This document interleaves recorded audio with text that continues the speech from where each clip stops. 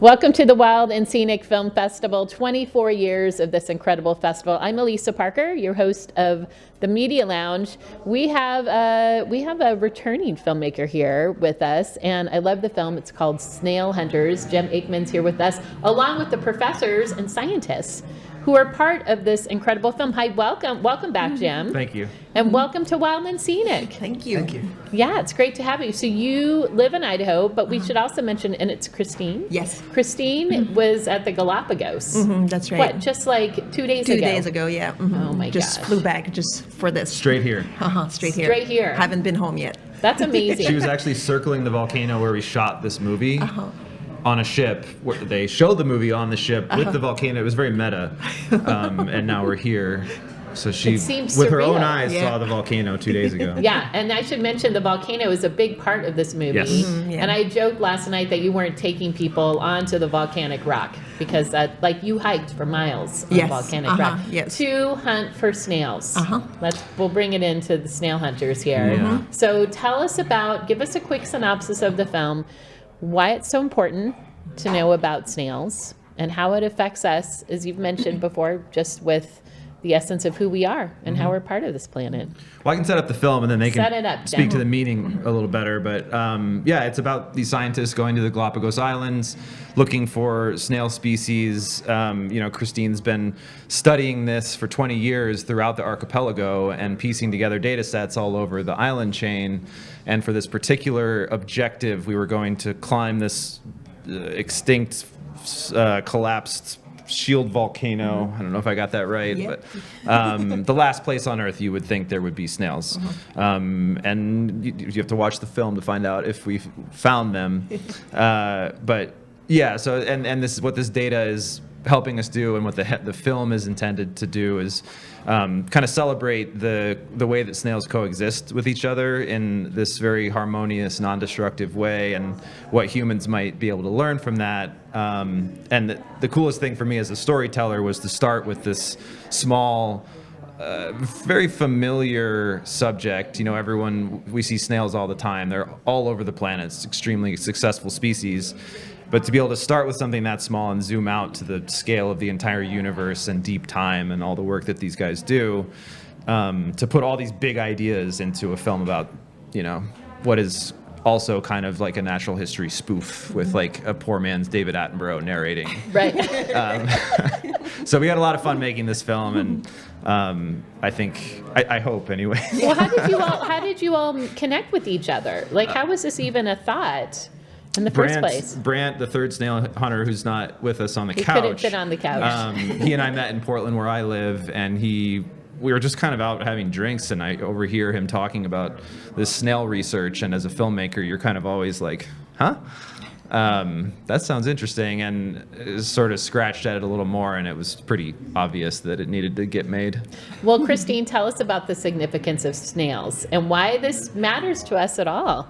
Yeah, right now. so I guess really like my research started using snails like out of convenience. Snails can be found everywhere.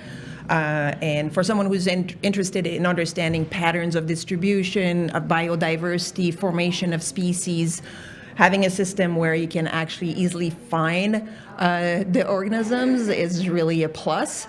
And snails, birds would be, for example, a bit harder because to catch a bird or reptiles, you have to chase after them. Snails are pretty easy to collect and find. So really it was a matter of convenience when I started.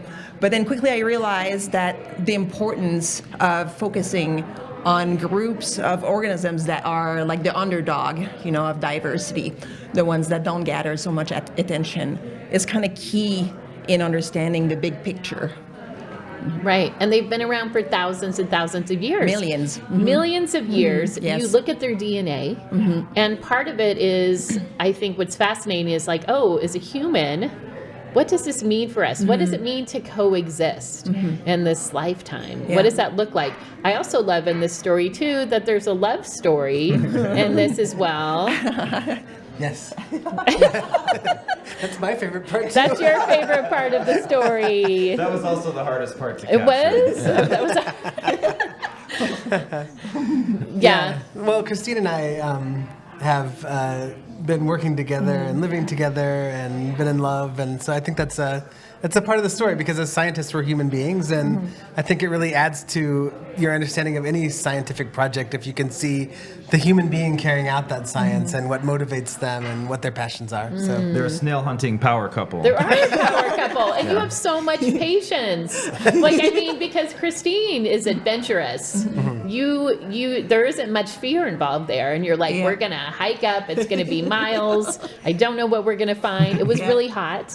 It was so hot. It was so hot, and you have so much patience, and I just think it's beautiful. I love smiling like that. Can you also tell us about, you mentioned in the film, when we talk about the relevance of us as humans and knowing this, about just how, the tree of life.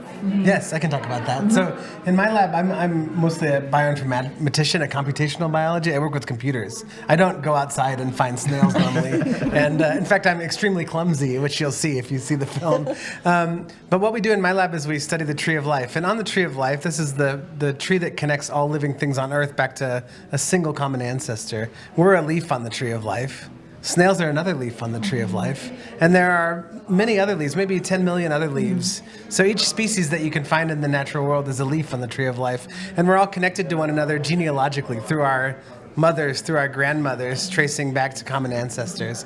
And I think that feeling that, if we can all feel like a part of this, if we can realize that we're a leaf on the tree of life connected to all the other leaves, I think that will change the way that we act as humans. I love that. I love that. And real quick, Jim, you'd never been to the Galapagos. I had not. What's the craziest thing that happened for you out there? Did you dive too? Did you go swimming? No, we didn't have permits to go in the water. Oh, and really? The permitting Interesting. process You is need really a permit to go in the water. it's the most regulated national park on the planet. So working there was challenging. Getting there was challenging. Working there was even more challenging.